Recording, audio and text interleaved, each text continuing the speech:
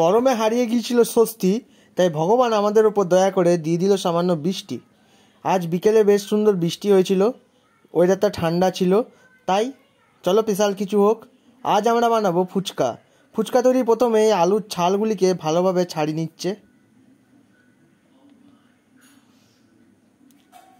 এরপর পরিমাণ মতো সাদা নুন, পরিমাণ মতো বিট নুন, পরিমাণ মতো চাট মশলা, পেঁয়াজ কুচি ও লঙ্কা কুচি দিয়ে ভালো করে আলুর পুরটা তৈরি করে নেওয়া হলো। এরপর তেলটাকে গরম করে নেওয়া হলো। আমাদের দোকানে পাওয়া ফুচকাগুলোকে আজকে আমরা ভেজেছিলাম। এই ফুচকাগুলোকে তেলে দেওয়া মাত্রই গোল গোল করে ফুলে উঠলো ফুচকা আমাদের।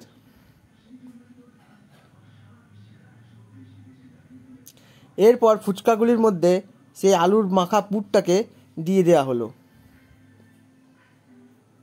এরপর ওপর থেকে সামান্য পরিমাণে চানাচুর ছড়িয়ে দেওয়া হলো।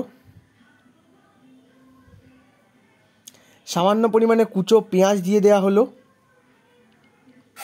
আর সবার লাস্টে সামান্য পরিমাণে সস দিয়ে আমাদের ফুচকা তৈরি। আজ আমরা ফুচকা খাই।